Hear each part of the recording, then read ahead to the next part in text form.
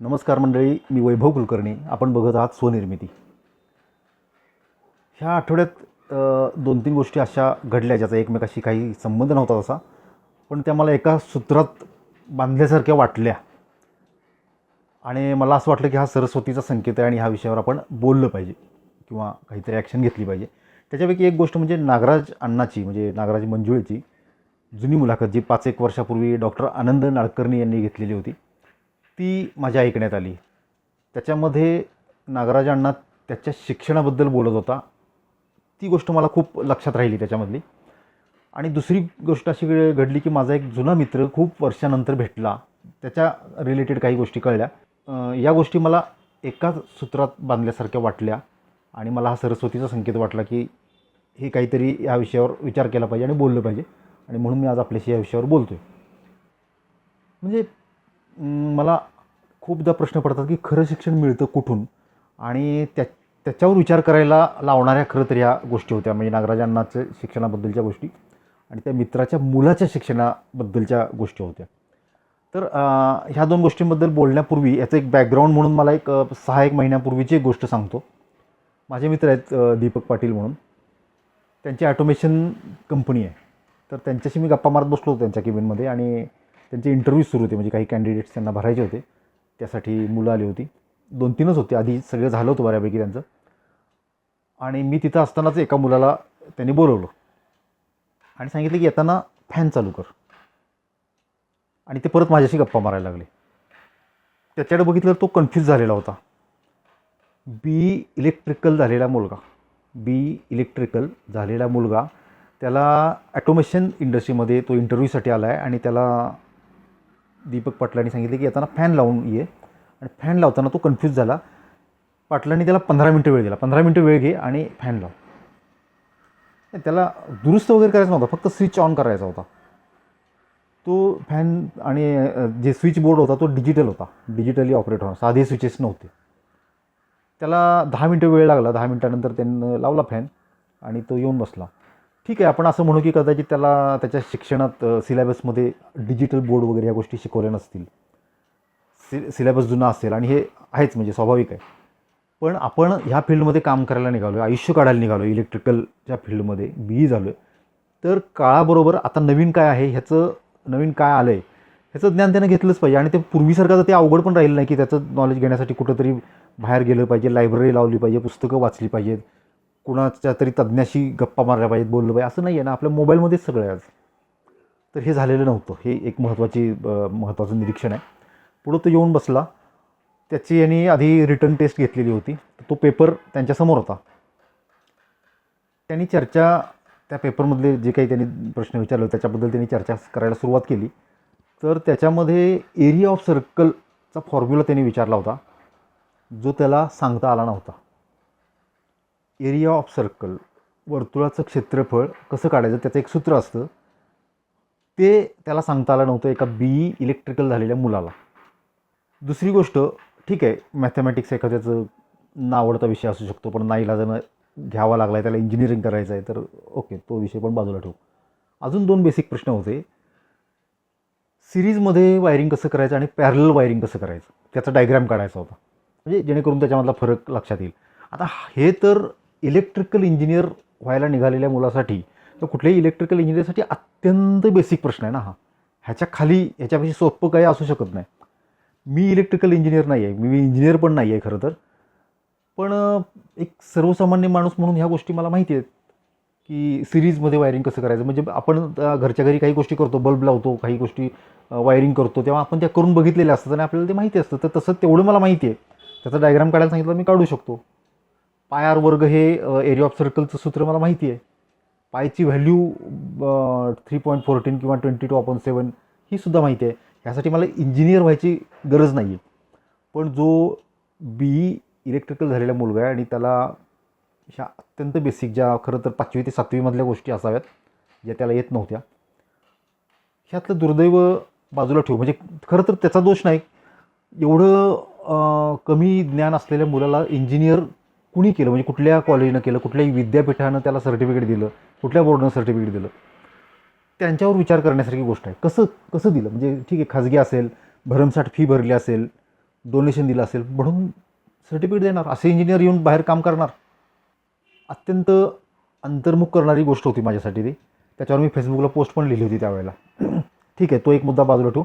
ही पार्श्वभूमी आहे. ह्या पार्श्वभूमीवर मला जाणवलेल्या ह्या 1-2 गोष्टी आहेत. नरेश दादा म्हणजे तो माझा मित्र, 20-22 वर्षापूर्वी त्याचा मुलगा असेल 2री-3रीला.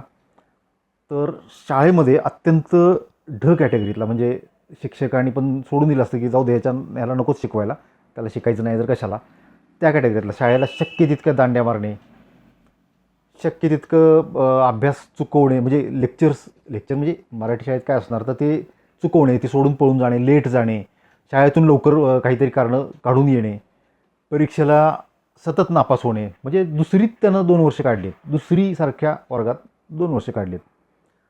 त्या मित्राचा आणि माझा जेव्हा विषय व्हायचा की याचं कसं व्हायचं, त्यावेळेला तो म्हणायचा काय आता, तो मित्र पण 8वी-9वी शिकलेलाच होता, फार काही सुशिक्षित होता असं नाही.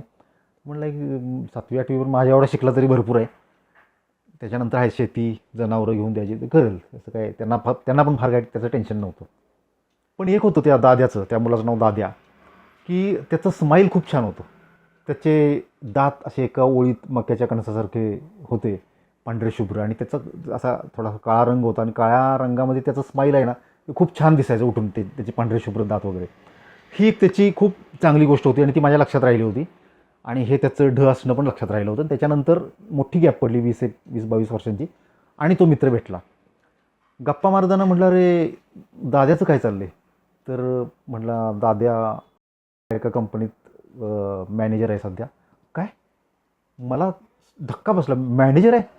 तो जो माझा मित्र सांगताना एवढा खुश दिसत नव्हता. म्हटलं काय झालं, नाही म्हटलं अरे हे त्याच्या अगोदर त्याची स्वतःची कंपनी होती, परत मला दुसरा धक्का. पण कोरोना काळात जरा ती कंपनी बंद झाली, त्याचं भाडं त्याच्या अंगावर पडलं. जवळजवळ महिन्याला 2 लाख रुपये भाडं होतं, आणि असं 2 वर्षाचं 48 लाख त्याच्या अंगावर पडले, आणि मला त्यातनं तो काही बाहेर येऊ शकला नाही, आणि म्हणून त्याला आता नोकरी करावी लागते आहे. तो मॅनेजर आहे. हे सगळे माझ्यासाठी एकावर एक धक्के होते. म्हणजे 2 लाख भाडं असणारी त्याचं जर काय वर्कशॉप असेल तर ते किती मोठं असेल, आणि ह्याची कंपनी किती मोठी असेल. 2 वर्ष तो भाडं भरू शकला म्हणजे ह्याची कॅपॅसिटी किती वाढली. मला आश्चर्य वाटलं. मी म्हटलं अरे दाद्या तर एकदम ढ होता शाळेत, आणि एवढा शिकला, इंजिनियर झाला, हे कसं काय जमलं. तर नाही म्हणाला, असं नाही, आमचं असं किंवा पाहुण्यापैंचं असं म्हणणं होतं की त्याला 7वी-8वी वगैरे आता त्याला कोण व्हॅल्यू देत नाही, त्याचं लग्न पण होणार नाही, त्याला कमीत कमी 10वीपर्यंत तरी शिकू दे, काही करा पण 10वीपर्यंत न्या त्याला. म्हणून आम्ही शाळेत सांगून त्याला पास करा म्हणून वगैरे 10वीपर्यंत नेलं. पण 10वीत बोर्डाच्या परीक्षेला त्याचे सगळे विषय गेले. सगळ्या विषयात त्याला म्हणजे 1 अंकी पण मार्क पडले नाहीत. सगळ्या विषयात नापास झाला. त्यानं अर्थातच त्याच्यानंतर काय शिक्षण सोडून दिलं, आणि तो पुण्याला आला. एका छोट्या वर्कशॉपमध्ये हेल्पर म्हणून काम करायला लागला. CNC मशीन होती. CNC मशीनवर तो हेल्पर म्हणून काम करायला लागला. त्या मशीनचा जो ऑपरेटर होता तो स्किलफुल होता, त्याला ते मशीन येत होतं, त्याला सगळं त्यातलं इंजिनिअरिंग माहिती होतं. तो याला त्या मशीनला हात लावू द्यायचा नाही, की ते अवघड असेल तू त्याला हात लावायचा, तू फक्त स्वच्छता करायची, झाडलोट करायची, लांब उभं राहायचं. हे असं चाललं होतं काही महिने किंवा 1.5-2 वर्ष काहीतरी चाललं होतं. त्याच्यानंतर एकदा त्या ऑपरेटरचा ॲक्सिडेंट झाला, म्हणजे त्या मशीनमध्ये हात सापडला वगैरे असं काहीतरी झालं. त्याला सुट्टी घ्यावी लागली, आणि कामाचा खूप लोड होता. त्या कंपनीच्या मालकाला खूप टेन्शन आलं की एवढे जॉब आहेत, डेडलाईन आहे, आणि ती द्यायची कशी. मोठ्या कंपनीचे जॉब आहेत, ते देणंच भाग आहे, तर ते द्यायचं कसं. दाद्याला विचारलं की एवढे दिवस तू काम करतोस, तुला मशीन येते की नाही हँडल करता. तर म्हटलं मला मी हात लावला नाही मशीनला, पण मला माहिती आहे, मी बघतो सगळं, बघून मी सगळं शिकलो आहे. तर मग मालकाने त्याला परवानगी दिली की तू घे हातात आणि ट्राय करून बघ, 1-2 जॉब मला काढून दाखव. तर त्याने थोडा वेळ घेतला, 10-15 मिनटं त्याचं बारकाईनं अभ्यास केला. म्हणजे त्यानं जे निरीक्षण केलं ते तसंच आहे का हे चेक केलं, आणि लावला जॉब लावला. 1-2 जॉब काढले, मालकाला दाखवले, तर ते अत्यंत ॲक्युरेट होते. ॲक्युरेट आहेत आणि ओके आहेत म्हटल्यानंतर याचा कॉन्फिडन्स लेवल याची वाढली. सगळे जॉब कदाचित जे पूर्ण व्हायला 4 दिवस लागणार होते ते त्यानं त्या एक्साइटमेंटमध्ये म्हणा रात्रंदिवस काम करून संपवून टाकले, आणि जे त्याच्यामध्ये रिजेक्शन अपेक्षित होतं ते झालंच नाही. म्हणजे कदाचित ते ऑपरेटरनं केलं असतं तर काही गोष्टी 1-5% रिजेक्शन झालं असतं, जे अपेक्षित होतं ते पण झालं नाही. म्हणजे त्या कंपनीला पाठवल्यानंतर त्यांनी ते ॲक्सेप्ट केले जॉब, आणि मालकाने त्याला सांगितलं की आता ही मशीन तूच हँडल करायची, इथून पुढं ही मशीन तुझं. 1.5 महिन्यानंतर तो ऑपरेटर परत आला. त्या मशीनजवळ गेला तर मालकाने त्याला सांगितलं की आता तू हे मशीन नको ऑपरेट करू, ते दाद्याला दिलं आहे. तुझ्यासाठी मी वेगळं काहीतरी करतो, म्हणजे दुसऱ्या वर्कशॉपमध्ये तुला दुसरं मशीन देतो किंवा बघू आपण, तू येत जा. हे ऐकून तो ऑपरेटर जरा नाराज झाला, कारण त्याची त्या मशीनची अटॅचमेंट होती म्हणून तो ह्याला हात लावून देत नव्हता वगैरे वगैरे, ह्या गोष्टी सगळ्या होत्या. त्याची नाराजी दाद्याला दिसली. मालक गेल्यानंतर म्हणाला की तुला ह्याच मशीनवर काम करायचं आहे का? तर तो फार असा काही खुश नव्हता त्याच्याशी बोलताना, पण हो म्हणला. तो म्हणला तू कर, मी कंपनी सोडून जातो. त्याला पण तो धक्का होता, आणि हे ऐकलं तेव्हा मला पण धक्का होता. म्हणजे ठीक आहे, त्याची हुशारी वगैरे ह्या गोष्टी बाजूला ठेवा, त्याचा भाबडेपणा किंवा त्याचा इनोसन्स, त्याची ऑनेस्टी, त्याचे एथिक्स, त्याचे त्याला वाटलेले आतून आलेले एथिक्स जे आहेत, नीतिमत्ता आहे, ती कशी काम करते बघा. त्यानं समजा त्याच्या आजूबाजूला त्याच्या घरचे लोक असते किंवा मित्रमंडळी असते, तर त्यानं त्याला वेड्यात काढला, अरे काय एवढी संधी आलेली सोडतोस काय? मालकाने सांगितले ना त्याची व्यवस्था करतो, तू कशाला टेन्शन घेतो, तुझं तू मशीन हँडल कर, तुझी अजून प्रगती होईल. पण ते आजूबाजूला कोण नव्हतं. त्याचा फायदा असेल की त्याच्या अंतरात्म्याचा आवाज त्याला ऐकता आला, आणि त्याची ती ऑनेस्टी असेल किंवा इनोसन्स असेल की त्याला वाटलं की नको बिचारायला नाराज करून आपण त्याचं मशीन नको घ्यायला, असं वाटलं. ते करताना त्याच्या मनात व्यावसायिक विचार आला नाही, कारण तो तेवढा हुशारच नव्हता. म्हणजे लौकिक अर्थानं तो बुद्धिवादी नव्हता, तो हुशार नव्हता, तो भाबडा होता, तो ढ होता. आणि त्याच्याच ह्या चांगल्या बाजू आहेत की तो इनोसंट होता आणि तो ऑनेस्ट होता. तो म्हणाला की तू कर काम, मी काहीतरी बघतो दुसरं. म्हणजे थोडक्यात नेकी कर दर्या में डाल, अशा पद्धतीचं त्याचं ते वागणं होतं. तो गेला, मालकाला भेटला, म्हणाला की मी काही ते मशीनवर काम करत नाही, तुम्ही असं करा, जास्तीचं जे काम असेल म्हणजे एक्स्ट्रा काही जॉब वगैरे असेल तर ते मला द्या करायला, फ्रीलान्सिंगमध्ये मी ते करतो. आणि अशा पद्धतीनं मालक म्हणाला ठीक आहे, मी देतो तुला काम. त्यांनी त्याला जॉब द्यायला सुरुवात केली. त्यानं फ्रीलान्सिंगमध्ये ते काम सुरू केलं. म्हणजे इतरांच्या मशीनवर असेल किंवा ह्यांच्याच मशीनवर असेल, जर मशीन रिकामा असेल तर, अशी सुरुवात केली. कालांतरानं स्वतःचं मशीन घेतलं आणि अशा पद्धतीनं त्याची स्वतःची इंडस्ट्री उभी राहिली. एथिक्स कसे काम करतात बघा, बुद्धीपेक्षा पलीकडं. समजा त्याची बुद्धी जर तिथं स्ट्रॉंग असती तर त्यानं ते मशीन सोडलं नसतं, आणि तो तिथं त्या मशीनचा ऑपरेटर म्हणूनच काम करत असता, जे वर्षभरात स्वतःच्या कंपनीचा तो मालक झाला. आणि त्याचा प्रामाणिकपणा, त्याचं पॅशन की मला हे काम करायचं आहे, हे त्याला तिथंपर्यंत घेऊन गेलं. त्यानंतर कोरोना आला, त्याला ते भाड्याचा वगैरे विषय झाला आणि ते सोडायला लागलं सगळं आणि नोकरी करावी लागली. नोकरी पण करतो आता तो एका कंपनीचा मॅनेजर आहे. आणि जे ह्याच्या वर्गात हुशार अशी मुलं होती ती पुढं जाऊन इंजिनियर झाली. त्यातली 4 मुलं त्याच्या कंपनीत काम करतात. म्हणजे अर्थातच त्यानं नोकरी लावली. आणि त्या मुलांची ह्याला विनंती आहे की गावात तेवढं सांगू नको की आम्ही तुझ्या हाताखाली काम करतो. ही जी स्टोरी मी ऐकली तर मला खूप विचार करायला म्हणजे भाग पडला ह्या गोष्टीमुळं, की माणूस जेव्हा यशस्वी होतो तेव्हा कुठली गोष्ट काम करते, बुद्धी, हुशारी का प्रामाणिकपणा, ऑनेस्टी, एथिक्स, ह्याच्यावर तुम्ही पण विचार करा. म्हणजे मी त्याचं काही कन्क्लुजन तुम्हाला सांगणार नाही, आपण सगळे सुज्ञ आहात, त्याच्यावर विचार करू शकता. दुसरी गोष्ट म्हणजे जी हा मित्र भेटण्यापूर्वी झाली ती म्हणजे नागराज अण्णाची मुलाखत मी ऐकली, जी 5 वर्षापूर्वी डॉक्टर आनंद नाडकर्णी यांनी घेतली होती. त्याच्यामध्ये नागराज अण्णांनी त्याची जी स्टोरी सांगितली ती पण हे अशीच होती की मी शाळेत जात होतो पण नापास होत होतो, शाळेत लक्ष नव्हतं, कळत नव्हतं काय शिकवतात कळत नव्हतं, पेपर कसा लिहायचा हे कळत नव्हतं, पास होत नव्हतं वगैरे वगैरे. आत्ता मला कळतं आहे, म्हणजे नागराज अण्णा म्हणतो असं की आत्ता मला कळतं की तो काळ माझा खूप शिकण्याचा होता ॲक्च्युली. म्हणजे शाळेत न शिकता मी जे शिकलो ते खूप शिकलो आहे. त्यावेळेला माझा आणि सगळ्यांचा जसा भ्रम होता की मी शिकत नाही आहे, पण ॲक्च्युली त्याच वेळेला मी जास्त शिकलो. हे जे स्टेटमेंट आहे नागराज अण्णाचं, हे सुद्धा मला विचार करायला भाग पाडणारं ठरलं. मी विचार केला की माणूस नेमका शिकतो कुठं. ठीक आहे, म्हणजे आपण परीक्षेत अभ्यास करताना परीक्षेसाठी आपण असा विचार करतो की ह्या लेसनचा करू, हा जवळजवळ 40 मार्काला हाच लेसन आहे, बाकी सगळे छोटे छोटे, एक लेसन पक्का केला तरी किमान पासिंगपुरते मार्क होतात वगैरे, असा आपण हिशोब करतो. म्हणजे कुठल्या लेसनमधून जास्त मार्क मिळणार आहेत हा आपण जसा विचार करतो, तसा कुठून आपल्याला जास्त शिक्षण मिळणार आहे जे आपल्याला गरजेचं आहे, ज्याची आपल्याला भूक आहे किंवा जे घेण्यासाठी आपण जन्माला आलो आहे ते कुठून मिळणार आहे ह्याचा आपण कधी विचार करतो का? आपल्याला एक माहिती असते की शिक्षण म्हणलं की शाळा, कॉलेज, शिक्षण संस्था, इन्स्टिट्यूट्स, क्लासेस, आणि आपल्याला वाटतं की तोच एक खूप मोठा भाग आहे आपल्या आयुष्यातला की जो आपल्याला शिकवणार आहे किंवा शिक्षण देणार आहे. आणि त्याला तडा म्हणजे हा जो आपला समज आहे सर्वसामान्य लोकांचा, त्याला तडा देणाऱ्या ह्या 2-3 गोष्टी माझ्यासमोर घडल्या. खरं तर अनेक घडल्यात, पण ह्या आत्ता स्ट्रॉंगली घडल्यात आणि म्हणून मी त्याच्यावर बोलतो आहे. ह्या विषयावर मी पूर्वी एक शिक्षण विशेषांक केला होता. मित्रांगण नावाचं एक मॅगझिन होतं, त्याचा मी संपादक होतो.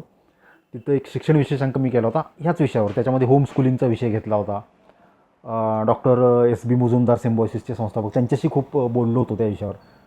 डॉक्टर रघुनाथ माशेलकर, शास्त्रज्ञ संशोधक, त्यांच्याशी मी खूप बोललो ह्या विषयावर, शिक्षण या विषयावर. आणि ह्या आजूबाजूला घडणाऱ्या गोष्टी ह्याच्यातून मला काही मी कन्क्लुजनपर्यंत आलो आहे की असं नाही आहे की शिक्षण फक्त शाळेतच मिळेल आणि शाळेतच शिक्षणाचा मोठा भाग आपल्याला मिळेल. हां, पण मी विचार करतो आहे अजूनही, म्हणजे आता कुठल्याही मी कन्क्लुजनवर आलो नाही की हां तुम्ही हे असं करा, असं सांगण्याचा मला अधिकार नाही. तो ज्याचा त्यानं विचार करायचा, कारण शेवटी प्रत्येकाची गरज पण वेगळी आहे, प्रत्येकाची तहान वेगळी आहे, भूक वेगळी आहे. तर कुठून आपल्याला शिक्षण मिळू शकेल याच्यावर आपण सगळ्यांनी मनन केलं पाहिजे, की शाळेतनं, शाळेच्या बाहेरनं, घरात, आईवडिलांकडून, पालकांकडून, कुटुंबियांकडून, आजी आजोबांकडून, का मित्रमंडळींकडून, का मोबाईलमधून, का निसर्गातून, झाडांतून, प्राणी पक्षी, कुत्री मांजरं, कावळे ह्यांच्याकडून. आता कुत्री मांजरावरून एक ओळी आठवल्या. मानवाचं कर्म शिकवी मुंग्यांची रांग. 2005 साली सरस्वतीनं माझ्याकडून ही ओळ लिहून घेतली. आजही मी त्याच्यावर विचार करतो आहे की ही का लिहून घेतली असेल, काय ह्याच्यात अजून काय त्याच्यात मिळू शकेल मला, ह्याच्यावर मी आजही विचार करतो आहे. आणि हो, मी शिक्षणतज्ञ वगैरे नाही आहे. एक सर्वसामान्य माणूस म्हणून किंवा विद्यार्थी म्हणून, सजग, फार तर म्हणा सजग माणूस म्हणून, लेबल लावलेल्या ज्या संस्था आहेत, एज्युकेशनल इन्स्टिट्यूट्स आहेत किंवा शाळा आहेत म्हणूया आपण ढोबळ अर्थानं, ते लेबल काढून मी असा विचार करतो की मला शिक्षण, लर्निंग माझं कशातून होतं आहे आणि माझंच नाही सगळ्यांचंच कशातून होऊ शकतं, ह्याच्यावर मी विचार करतो. आणि हे सर्वसामान्य माणूस म्हणून आहे, एज्युकेशनल एक्सपर्ट म्हणून नाही आहे. तुम्ही माझ्यासारखीच माणसं असाल तर तुम्हीही विचार करा. तुम्हाला काय वाटते ते मला कमेंटमध्ये सांगा. आणि तुम्हाला काही वेगळा विचार असेल, माझा एखादा विचार चुकीचा वाटत असेल किंवा तुमचं निरीक्षण काही वेगळं असेल तर प्लीज मला सांगा. माझ्यासाठी ते उपयोगी आहे, मला त्याच्यावर मनन करायला ते उपयोगी पडणार आहे. हा विषय जर तुम्हाला आवडला असेल, पटला असो नसो, पण इंटरेस्टिंग वाटला असेल की अरे हां ह्या विषयावर विचार करायला पाहिजे, तर जरूर हा व्हिडिओ शेअर करा, लाईक तर कराच म्हणजे तुम्हाला आवडला असेल तर. आणि अशा खूप विषयांवर आपण चर्चा करणार आहोत, खोलात शिरण्याचा प्रयत्न करणार आहोत. त्यामुळं स्वनिर्मिती हे चॅनल सबस्क्राईब करा, बेल आयकॉन दाबा, म्हणजे नवीन व्हिडिओ आला की तुम्हाला त्याचं नोटिफिकेशन मिळेल. तसंही आत्ता मी ठरवलं की दर रविवारी एक व्हिडिओ आपला पब्लिश झालाच पाहिजे. त्यामुळे दर रविवारी तर येईलच, पण मध्ये आधी पण मला वाटलं काही तर मी टाकू शकतो, तर त्यावेळेला तुम्हाला त्याचं नोटिफिकेशन मिळावं म्हणून बेल आयकॉन दाबा. पुन्हा भेटू पुढच्या व्हिडिओमध्ये. तोपर्यंत नमस्कार.